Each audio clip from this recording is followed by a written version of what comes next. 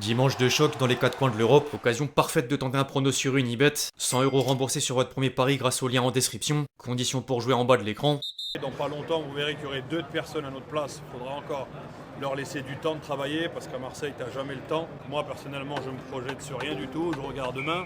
L'équipe, j'espère que vous allez bien aujourd'hui. Suite de la série transfert. Après 11 jours de mercato, les clubs sont passés à la vitesse supérieure, notamment en Angleterre. Manchester City vient de lever la clause libératoire d'Antoine Semenyo à hauteur de 75 millions d'euros. De quoi faire de lui le joueur ghanéen le plus cher de l'histoire et un nouveau jackpot pour Bournemouth suite aux ventes de Zabarani, Wijsen ou encore Milos Kerkez. L'autre spécificité du moment, c'est la Coupe d'Afrique des Nations. Plusieurs joueurs ont réalisé ou sont en train de réaliser une belle compétition. Du coup, il y a des intérêts à l'image de Lucas Zidane ciblé par certains clubs dont le Dynamo Zagreb. Derrière, c'est toujours mouvementé sur le marché des coachs. En plus de Gary O'Neill à Strasbourg, Erik ten Hag est retourné dans le championnat néerlandais au FC Twente. Manchester United est quant à lui en quête du successeur de Ruben Amorim. Bref, on va sans plus tarder parler concret, mais juste avant les amis, je vous demande un service, le même que d'habitude, à savoir évidemment lâcher votre club au like. Vous connaissez le refrain. C'est d'autant plus important sur la série transfert. Merci vraiment à tous ceux qui le feront. Vous êtes les boss. On entre dans le vif du sujet en France avec le Paris Saint-Germain en partie focus sur les prolongations. Le PSG a formulé une première offre à Dembélé et Barcola en faisant toujours respecter la nouvelle grille salariale. Les deux joueurs ont envie de continuer l'aventure, mais le Ballon d'Or devrait quand même repousser la proposition. Le club de la capitale lui aurait fixé un salaire autour de 30 millions d'euros, une somme moitié moins importante des attentes en tant que meilleur joueur de la saison dernière.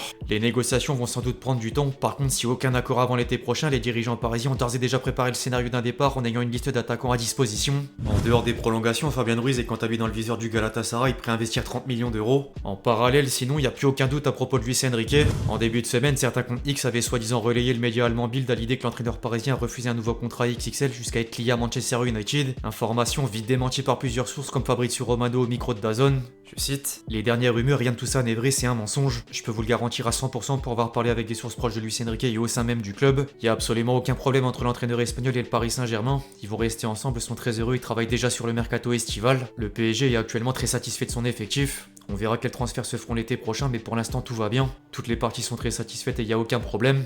Du côté de Marseille, les dossiers sont dans les deux sens. En manque de temps de jeu, Robinho Vaz est ciblé par la Roma et Hojbjerg fait de nouveau l'objet d'un intérêt de la Juventus. Derrière, l'OM serait le choix numéro 1 d'Imad Abdelli, libre au 1er janvier. Le club olympien est désormais devant le dilemme d'attendre l'été prochain ou convaincre Angers pour une arrivée à la mi-saison. En attendant la suite des événements, l'entraîneur angevin Alexandre Dujeu a déjà affiché de la déception face à la nouvelle en conférence de presse. Je cite: le départ de Sidiki Chérif est plutôt prévu, ce qui veut pas dire que ça va se faire à 100%, mais Imad, je suis plus surpris parce qu'on sentait vraiment une idée chez lui d'aller en fin de contrat pour faire une bonne saison, pour avoir le choix aussi au mois de juin prochain, et je m'étais plus ou moins préparé à perdre un attaquant. Si on doit perdre un milieu de terrain supplémentaire, c'est une très mauvaise nouvelle pour nous. Lyon et l'OM, ce sont deux clubs qu'il aime, on le sait. Lui, forcément, il a ses envies, il a sa carrière. Nous, on a notre saison aussi à terminer et c'est un joueur important, donc moi, évidemment que j'ai envie qu'il reste.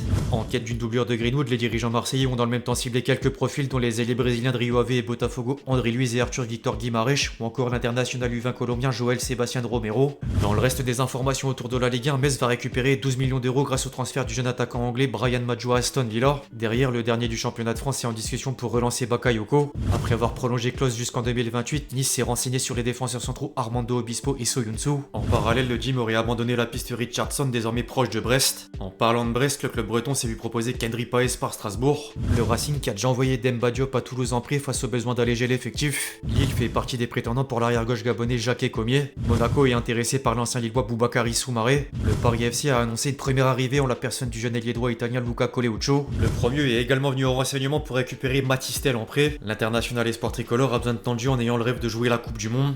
Le Havre s'est de nouveau fait prêter Pembele, mais Thomas Delaine vient d'être résilié d'un commun accord. Après avoir recruté Naouirou Hamada, OCR voudrait obtenir un prêt du gardien remplaçant de Tottenham Anthony Kinski. Lens a acté la vente d'Ogé Diran au Colorado Rapids contre près de 3 millions d'euros. Lyon pourrait perdre Rémi Descamps dans le viseur de certains clubs en deuxième division anglaise. Nantes a poussé 5 recrues estivales vers la sortie, entre Michael Lado, Amadi Camara, Kwon Hong et Yacine Benatab, désormais prêté à Reims avec option d'achat de 4 millions d'euros. Rennes s'est quant à lui positionné sur Sébastien Szymanski. Par contre, Abibay était assez énigmatique au moment d'être interrogé sur l'international polonais en conférence de presse. Je cite: je confirme rien, faut avancer tranquillement sur tous nos profils. On a des profils identifiés. Je vous ai dit qu'on se précipitera pas sur ce dossier du milieu créatif car on veut qu'il soit cohérent. Faut aussi qu'on arrive à cibler le joueur qu'il nous faut pour passer un cap en termes de collectif et si on le trouve pas, on restera en l'état. Il peut se passer beaucoup de choses dans les deux sens, on fera ce qu'il faut. Place désormais autour d'horizon des cadres européens en allant d'abord du côté de l'Angleterre avec Manchester United focus sur la quête d'un coach. Plusieurs noms ont déjà circulé au sein de la presse anglaise mais le club mancunien aurait désormais deux favoris dont Ole Gunnar Solskjaer et Oliver Glasner en fin de contrat. Le second a néanmoins l'intention de rester sur le même banc jusqu'au bout de la saison en cours. Je cite, je suis l'entraîneur de Crystal Palace, ça n'a aucun sens et c'est une perte de temps pour vous de me poser d'autres questions à ce sujet. Vous pouvez signer un nouveau contrat. Les entraîneurs de la Première Ligue l'ont fait l'année dernière, ils sont plus entraîneurs aujourd'hui. Nous pouvons remporter des trophées, vous n'êtes plus entraîneur là-bas. La durée d'un contrat n'a aucune importance. L'entraîneur autrichien avait également l'occasion d'évoquer le cas Marc Guéhi, pisté par Manchester City, Arsenal ou encore le Bayern.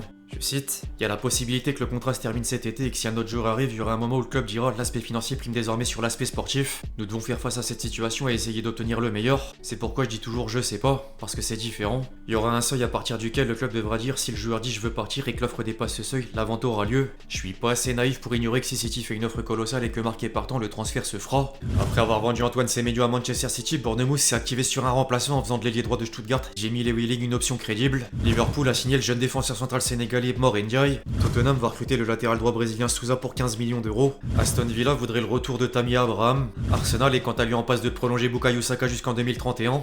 En Allemagne, le Bayern n'a prévu aucune arrivée, mais les dirigeants bavarois sont focus sur les prolongations et le mercato estival. Upamecano devrait poursuivre l'aventure en ayant une prime à la signature de 20 millions d'euros plus une clause libératoire de 65 millions d'euros activable à l'été 2027. Gnabry va être prolongé jusqu'en 2028. Kennard Kahl pourrait décrocher un nouveau contrat en étant sur un salaire multiplié par 4. Derrière, Sacha Boey est autorisé à quitter la Bavière en janvier comme Goretzka, libre à l'issue de la saison. En parallèle, le club munichois aurait ciblé Djivairo Reed pour remplacer l'arrière droit français, Kenneth Echorn pour succéder au milieu allemand, Yann Diomande pour concurrencer Luis Diaz et Franco Lignoju pour être doublure d'Harry Kane. En Italie, la Lazio a transféré Guendouzi au Fenerbahçe contre près de 30 millions d'euros en même temps d'annoncer les arrivées de l'attaquant serbe Petar Radkov et du milieu central néerlandais Kenneth Taylor pour une somme similaire. Le club turc voudrait désormais signer un autre international tricolore en la personne d'Nkunku. En parlant d'Nkunku, l'AC Milan va envoyer le fils de Zlatan, Maximilian Ibrahimovic, en prêt à l'Ajax, en plus d'avancer la prolongation de Maignan.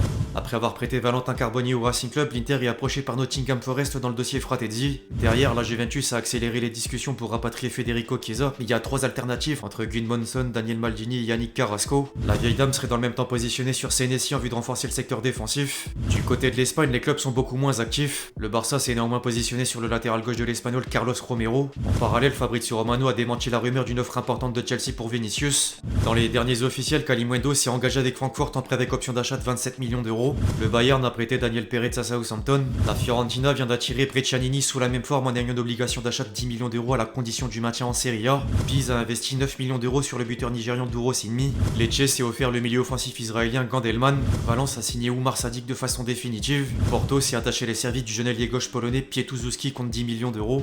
Cruz-Zero a rapatrié Gerson pour 27 millions d'euros. Santos est parvenu à prolonger Neymar d'un an supplémentaire. Ben Yedder a quitté la Turquie pour le Maroc au Wydad Casablanca. Enfin, des nouvelles d'un certain Néné parti au Botafogo PB en 3ème division brésilienne. 44 ans et 16ème club en carrière pour l'ancien parisien.